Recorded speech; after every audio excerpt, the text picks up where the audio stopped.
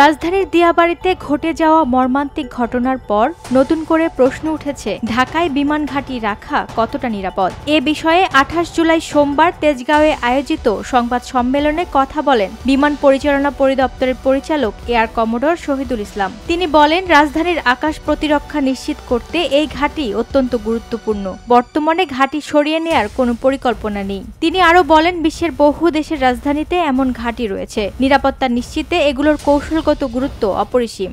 আমি বলেছি যে বাংলাদেশের আকাশ প্রতিরক্ষার জন্য, ঢাকার রাজধানীর আকাশ প্রতিরক্ষা সুনিশ্চিত করার জন্য স্ট্র্যাটেজিক এবং অপারেশনাল নেসেসিটির জন্যই রাজধানীতে বিমান ঘাঁটি অত্যাবশ্যক। এই কথাটা আমি বলেছি, এবং বিমান ঘাঁটি যেখানেই থাকুক না কেন সেখানে সুপরিসর runway, maintenance, logistics, fuel storage, air traffic controlling ফ্যাসিলিটিসগুলো থাকতে হয়। এটা তেজগাঁও হোক বা কুর্মিটোলাতে হোক। বাট অপারেশনাল এবং স্ট্র্যাটেজিক নেসেসিটির জন্য পৃথিবীর যে কোনো দেশের রাজধানীতে বিমান ঘাঁটি অত্যাবশ্যক। দিয়াবাড়ির এমন হৃদয় বিদারক ঘটনার পর স্বাভাবিকভাবেই জনমনে উদ্বেগের জন্ম নিয়েছে। আর সে কারণেই বিমান বাহিনী বলছে তারা এখন সতর্ক। সেই সাথে যথাযথ প্রশিক্ষণ ও নিরাপত্তা ব্যবস্থার দিকে তাদের আরও কড়া নজর থাকবে।